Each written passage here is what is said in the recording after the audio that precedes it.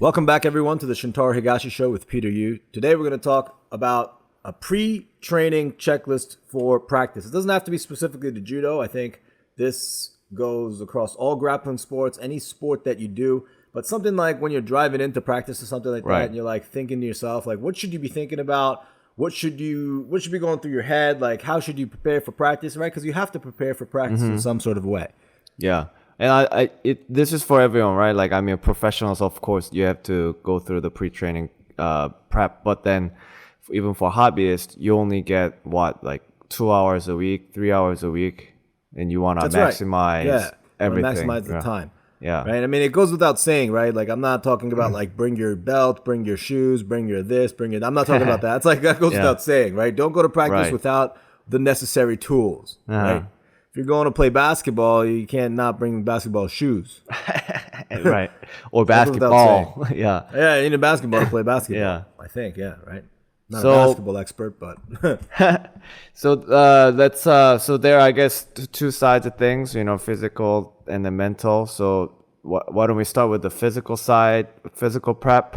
So what kind of things do you try to look for or try to prepare for? Yeah. So obviously the first thing is like diet, exercise, and sleep. Those are like the three pillars of health, period, right? Right. It's like if you're not eating healthy, then it affects your sleep. And if you're not sleeping properly, then you're not exercising, right?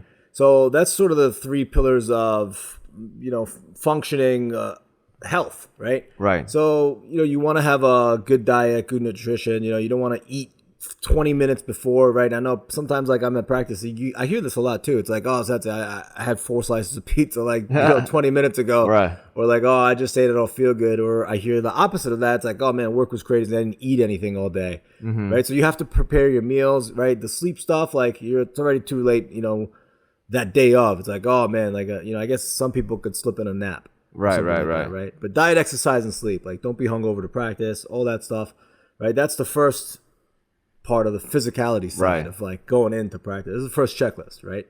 Do you around the meal prep, like, so how judo practices are usually in the evening around dinner time, and obviously it's not that good to eat right before. So what do you usually do? Do you eat after? Like, is that okay? Yeah, I eat a ton afterwards. It's like kind of the worst, right? I work out really hard, and then I'm at the dojo till like 9:30. I get home at like 10, and I have a massive dinner, which is like one of the worst things I think you could do before you go to bed. But it's like just how I fell into the schedule, because I can't really eat at 6. Right. And if I'm at the dojo already, like whether I'm teaching classes or like helping people or like doing whatever administrative work, it's like I'm at the dojo. My work hours technically are a little bit skewed than the regular 9 to 5, right? So if you're like, oh, 9 to 5, I have dinner at 6, happy hour or whatever, like that doesn't apply to me. Because you gotta work after. Yeah, I'm in a different schedule. It's like real estate agents work Saturday and Sunday. Those are the moneymaker days, right? They don't have a weekend, but they get to sleep in on Monday though, right? That's right. Yeah, well, kind of like that. Is that really bad to eat that late? Because some countries, some cultures, that's how they eat, like 9 p.m., 10 p.m. Yeah, I mean, who knows? Some people say it affects your sleep. For me, if I eat too much, I don't feel too good. Right. Like lying there like stuffed, and probably not the best thing, in terms of like, keeping your weight down and stuff. But it is what it is, And of course, if you eat clean, right, at night, like, that's fine, Right. And I know some people, I guess it's kind of related to diet. Like some people like take like caffeine pills or like some kind of caffeine before any workout. Apparently that like boosts up the metabolism or something. I used to love pre-workout. Yeah. I used to love Right, they have like supplements, right? Like pre-workout powder or whatever. Yeah, pre-workout powders, like lifting, I was big into that. And then judo, not so much. It's late in the evening. So if you take a pre-workout supplement and it has, 200 to 300 milligrams of caffeine, you're going to be up for a very long time. Half-life is like 6 hours. Right now I'm on the caffeine purge, as you know. Like I've been off caffeine for like a month and a half. Right. So I think, if you think about these pillars, the foundation of your health, and the structure of your life around those, it not only helps your judo, but just helps with the general health. So I think it's a good thing to do. Yeah, right. For sure. Yeah. And after that, it's you got your foundation ready, and then a lot of people actually, I see this question a lot on Reddit too, like people ask about, hey, can I train judo while weightlifting, or can I train, BJJ while doing judo most of the time? How should I distribute the practice throughout the week, whatever? So what are your thoughts on that? Yeah. So there's supplemental workouts and training, right? If you're doing judo for a specific reason, but you love lifting weights, like you're going to lift weights. You're not going to not lift weights. So it's like, okay, some people like to stagger this on Monday, Wednesdays, and Fridays are judo. So I'm going to lift on Tuesday, Thursday, right? Like that's part of a training program, and even on that program, the lifting can be like a 10-week progressive overload situation where it's like trying to peak 10 weeks from now. I have a deload week. It's a schedule. It's not independent workouts. It's actual training, right? Right. Workouts are independent. It's like sometimes I can just go to the gym. I want to get a workout. I just want to break a sweat, run, or do something. Right. Training is a little bit different. I'm training to deadlift 600 pounds, or I'm training to run a really fast mile. Or I'm training for the specific tournament, which means the workouts have to work together. Right. So the supplemental workouts and training, that has a lot to do with like what your goals are.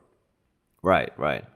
So it's like, all right, this week, obviously, if my goal is to do judo and really be good at judo, right, and I want to get the most out of practice, like I don't want to go deadlifting heavy right before judo practice because that's going to take away a little bit from the actual practice, right? Because you're not going to be able to do it as many rounds. You're going to be tired. You're going to be taxed, all this stuff. So the workout/training regimen that's supplemental to your judo, that has to be worked around your practice, right? And then, you could also argue like, oh, I have a day off. I could really lift heavy in the morning and then rest and then do judo in the evening, right? And then that way you're a little bit tired, but then you could rely more on technique. Like that's deliberate. Like that's deliberately, proactively putting together a system for myself, And a lot of people don't have the luxury of working out at 11 a.m. and then doing judo at night. Right. So you have to like sort of preemptively like take the initiative and plan everything out in the beginning.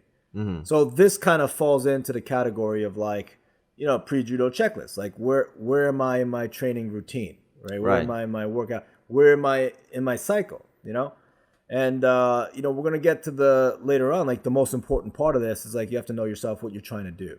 Right. So it's like, you got to schedule your whole week around, around your goal, I guess. Like your goal. Yeah. That's the first and foremost, right? Like, have all these pre-training checklists, all this stuff, but it's like if your only goal is like I just want to work out twice a week, man, and just meet new friends, it's like okay, just show up at the dojo. Then. A lot of this stuff won't apply to you. Right. So you have to kind of really know yourself first, and then build around that. Right. So that's why I said, It doesn't have to be the goal. Doesn't have to be like it doesn't have to be about becoming good at judo. It can be like I just want to make sure I will go to practice twice a week at least. Yeah, it can be. Yeah. That could be a goal. Yeah. It depends who you are, right? If you're, swimming, you're not going to do a Michael Phelps workout every single time you go in. Michael Phelps, like, I do this drill and that drill. You don't have to do those same drills because you may not get the same benefit from the same drills. Right. It's a lot to kind of think about and plan. But if you have a great teacher, they're going to do that for you, right? And here's what you got to do, and to make it simple. Just show up, right? Do you do that often to your students? Like, kind of like advice on... I don't know if people approach you about that. Like advice on like how to, schedule out their workouts. Yeah, they do, but it's like I don't really like to give too much advice about like lifting, running, and all this stuff because everyone's different. Right. I would have to know like when they're doing judo in the room, I know a lot about them from what they're doing in the room. I'd have to be in the gym to actually like really give them feedback. Right. The guy comes in there and he's like, hey, I want to work out. It's like, all right, you're going to bench heavy, you're going to deadlift heavy, you're going to squat, you're going to do sprints. Right. It's like, maybe that person doesn't have the foundation to be able to support that. Maybe they don't have the technique. Maybe they'll get injured. Maybe they have back problems. Maybe they have imbalances. I don't have any clue what their body type is like or what they're like. So it'd be irresponsible for me to be like, dude, just do what I'm doing. Deadlift heavy and crush it.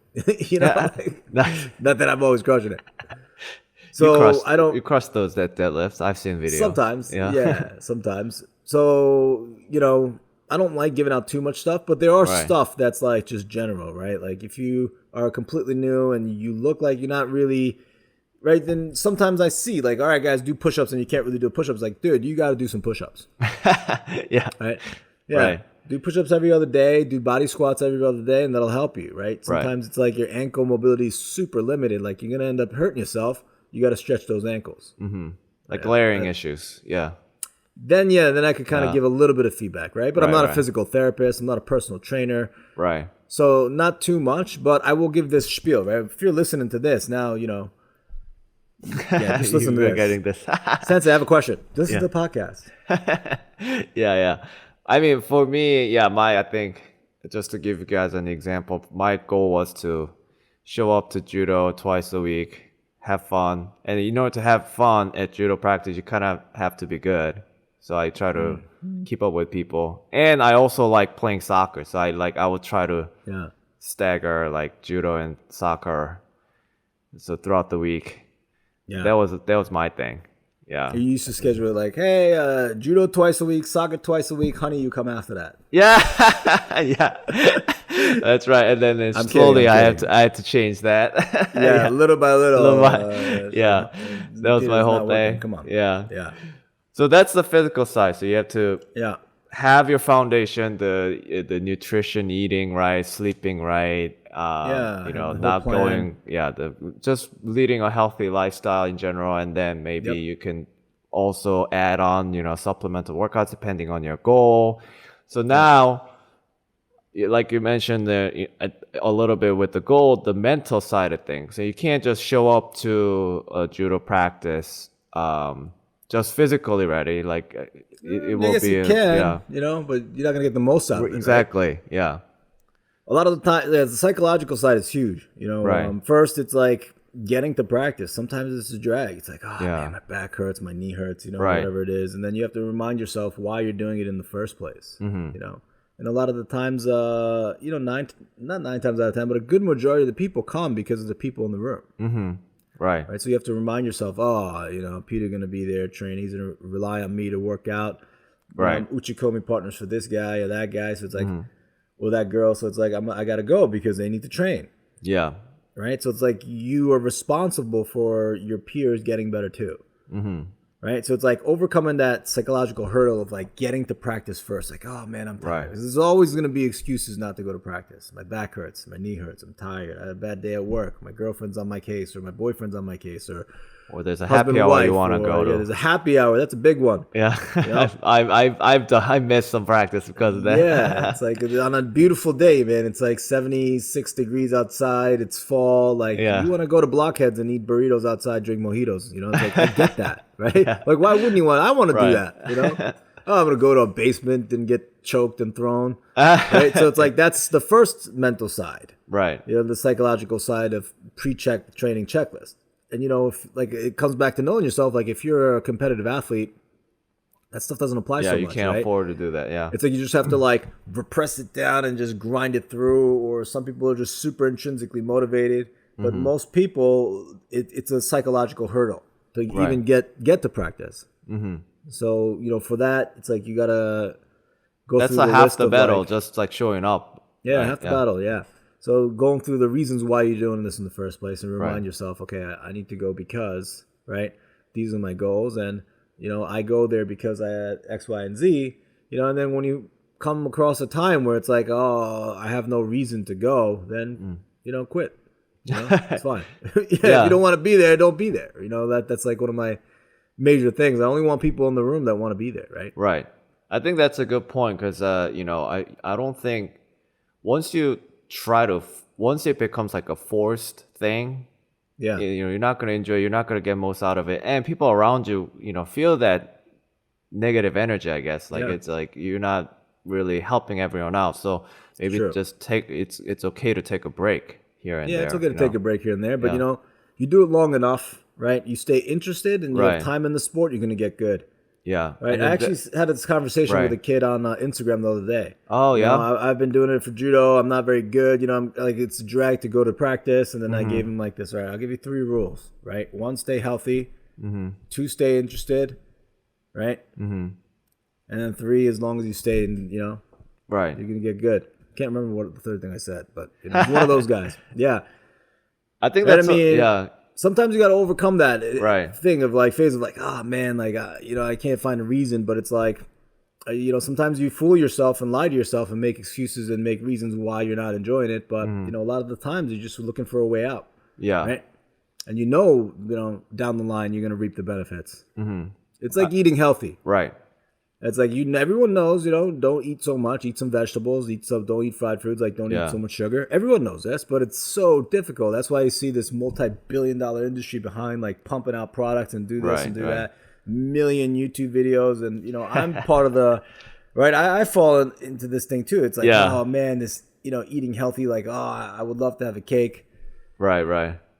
Everyone will love to eat whatever they want. And sometimes you just gotta tough it out and go until you reap the benefits of it. Yeah, I think it's kind of, I think that's a good point you make. It's like with not just with judo, but everything in life. Like sometimes it becomes a drag, but you can kind of like structure it in a way that you get a little bit of like immediate feedback, positive feedback. Yeah. That's all mental. Like you could be doing the same thing. Even at work, I think you could maybe gamify it a little, make it into a little competition, and then you get this immediate feedback, and then you get into this, flow. Yeah. And then you can kind of overcome that hump. Definitely. Yeah. Definitely. It's like how you think about things. Yeah. And also, like you said, it's okay to take breaks. Once in a while, breaks. Yeah. The danger of taking breaks too, it's like you go out of it too long, and some people have, you take up something else, Right. Take a dance. I'm gonna go to Soul Cycle now. I'm gonna try this. I guess that's when it's valuable to have, good people around you. Like they'll check on you. It's like, hey, like we miss you at the dojo. Yeah, come on back. Yeah. And when you're hurt, when you're banged up, it's very easy to make excuses and not come back. Yeah. Super easy. Oh, my knee hurts. This is not for me. I have problems walking. A lot of people have never been hurt before. Right. Never taken a dinger to the arm or a pop to the mouth, like they've never taken it. So now all of a sudden, those are great reasons why not come to practice. So that's one of the mental checklists, right? Getting yourself mentally ready for this and remind yourself why you're doing this in the first place, because judo is going to be hard. Grappling sports are going to be hard. Right. Period. It's not an easy thing. It's not an easy thing. So, so now you showed up. Yeah, I showed up. Yeah. But even before you show up, there's still a little bit more of a checklist, right? Like being mindful. That's like kind of the thing now, right? Like mindfulness is the thing, and being mindful and knowing yourself. So you're going in, and there's always going to be some kind of psychological situations or resistance or stickiness. Whether it's, I don't want to work out with that person.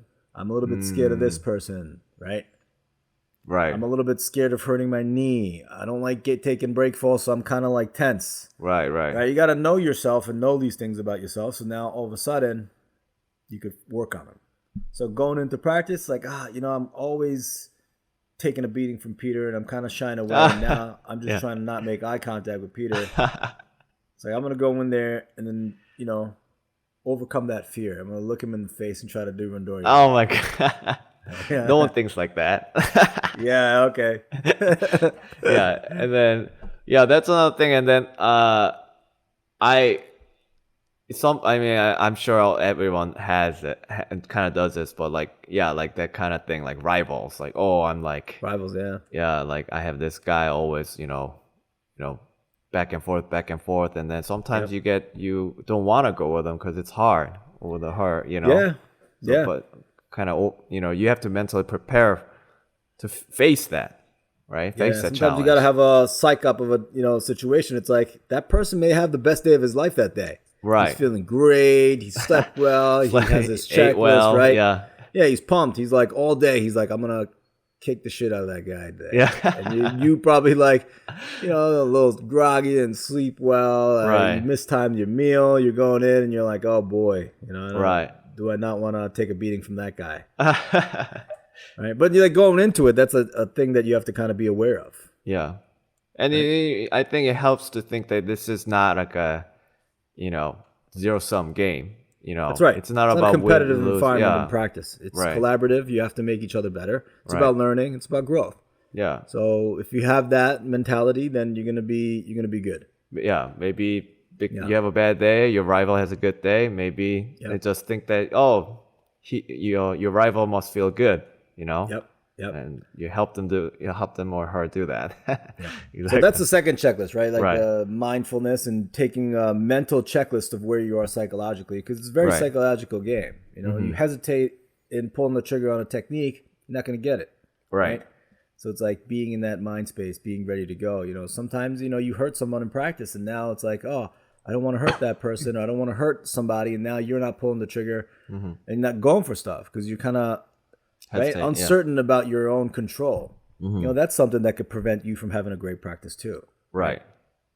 So you show up, now you're mentally prepared to face a challenge. So now you're in now you're in yourself. it. Yeah, now you're in it. And now you have to have a deliberate training. I mean, you're still not at practice yet. You're still it's still not driving. You got like 5 minutes to go. You know what I mean? Okay. I mean, because this is a pre-training checklist. Right.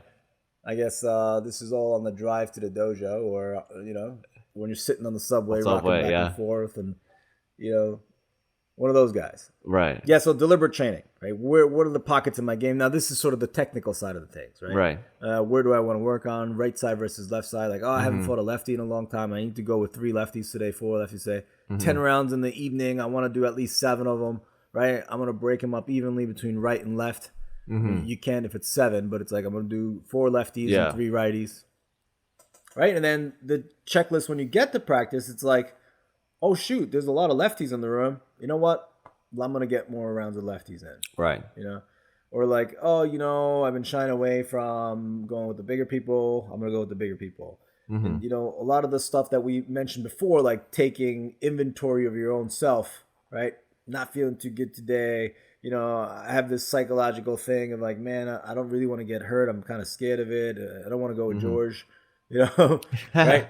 I'm going to go with lightweights now. Right. So you're taking inventory of the room. You're like, all right, there's some lightweights here. I'm going to work technique. I'm going to work movement. I'm not going to go crazy today. Right. And that's fine too. And that's like deliberate training. You're training deliberately, working around your situations, right? And you're building little by little on the stuff that you already have.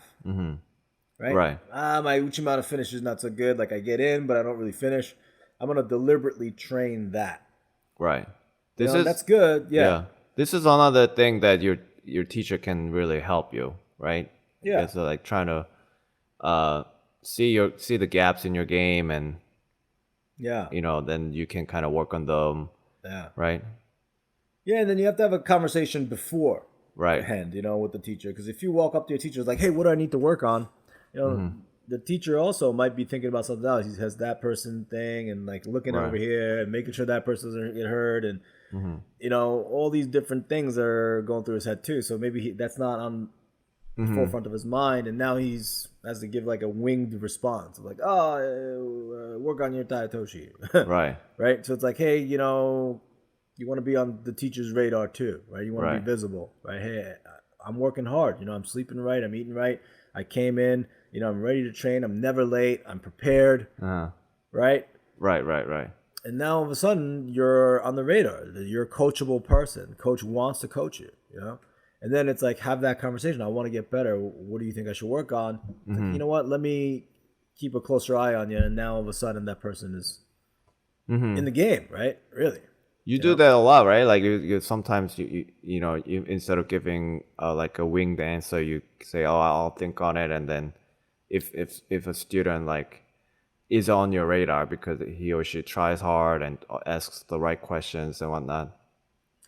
Yeah. Depends, like if you're there for certain reasons and then you're working hard and you're good positive to the dojo, right? You have to be a net positive, right? And then those people are always sort of on my radar. And that's the beauty of having like a relatively medium-sized club. Like you can know everybody in the room. Right. If you have a 500-person school, 1,000-person dojo, you're not going to know everybody. But like 100 to 200, like that's a good amount to where it's like you kind of know, right? Right. So it's like in any given evening, there's 30 to 40 people on the mat now. Right. Those people are pretty consistent. You know, and you have like 10 people who are kind of always rotating in and out.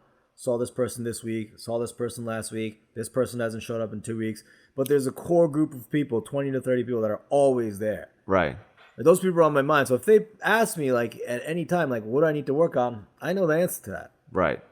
So that's another aspect of pre-training checklist, I guess. Like, it's not about just you. Like, you try to like work on your relationship with your teacher and other fellow students, and you know, like, so that they can help you better. Yeah, because the more you can communicate to the teacher, the better, right? Right. Because sometimes, like, I really do, this is like a big part of it. Like, why do adults go to work all day, 9 to 5, grind it out, and then come to Judo afterwards? Right. Why? You know, it's like, did you grow up watching Judo? No. Do you have Judo heroes in your life? No. Why Judo? Like, why not Soul Cycle or go to the Equinox or go to this or this class or that class? Like, there's so many cool things to do in the city. Why do you come here, right? And a lot of the times it's like, you know, I want to build my self-confidence, but it's community-based. I want to come and hang out with this person or meet new people. You know, I had like 4 people tell me this last week, new people, like, I'm here to meet new people. Right. Make friends. I'm like, okay, that's fine. And you tell me that, I'll make sure you get the most friendly person in the room to like work out with. Right?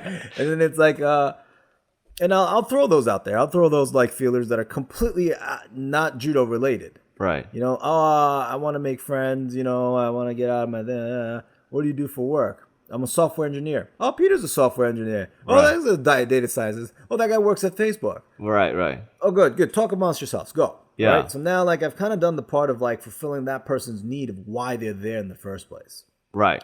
Does that person really need me on the sidelines coaching him? There you go. You're missing the control in those sort of guy. The head's chin is slipping over the hand. Like, come on. That person doesn't need that. He doesn't even want that. He doesn't care about that at all. Right. But if he's there, he's having fun. He meets Peter and he's friendly. Now he has drinks and he has a group of friends. He's going to keep coming back. And then eventually he's going to be like, I want to get good at this. Yeah.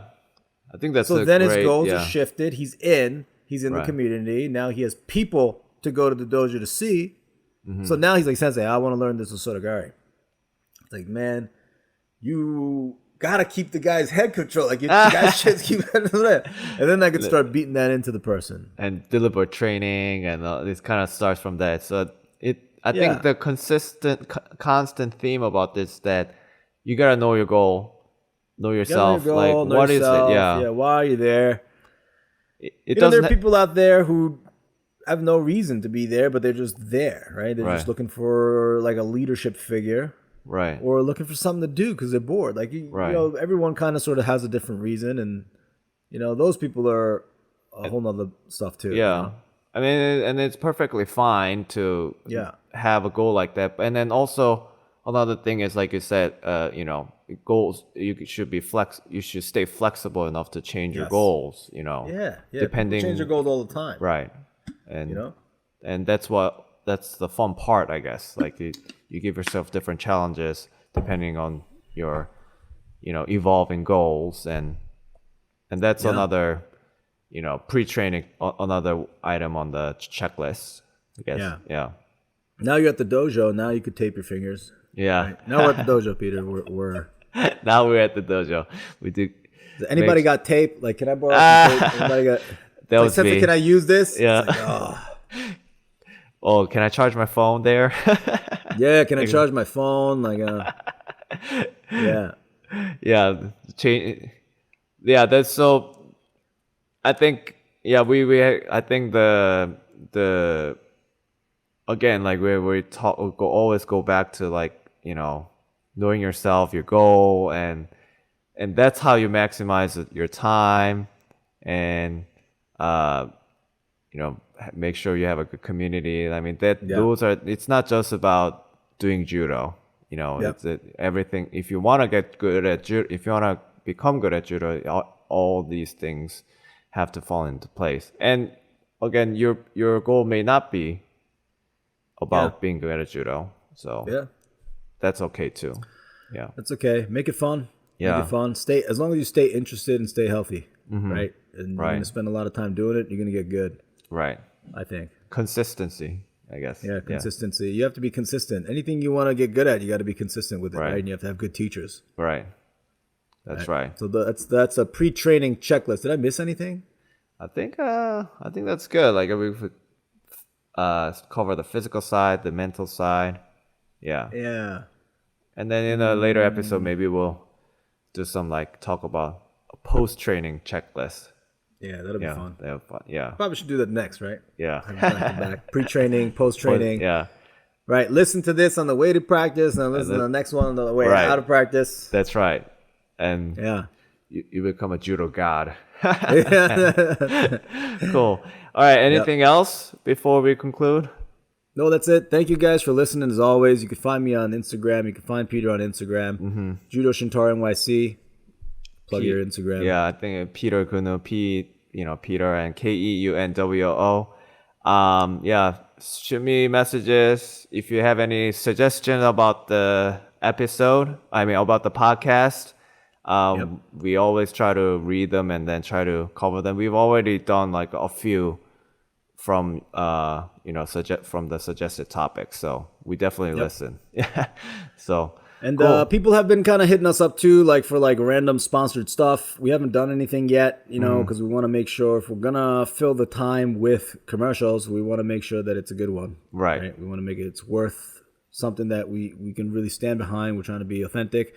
So keep sending those inquiries, and then one of them will probably hit. Right? Yeah. And then when the right moment comes, yeah.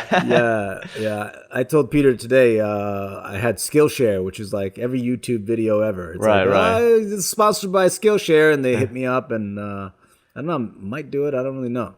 Yeah, we'll see. Yeah. We'll see. So hit us up with that, and then also find me on YouTube. It's a great resource for judo knowledge. Yeah. Thank you all for listening, as always. And then I'll see you at practice. Yes. Right? Oh, nice. Yes. See you guys at practice.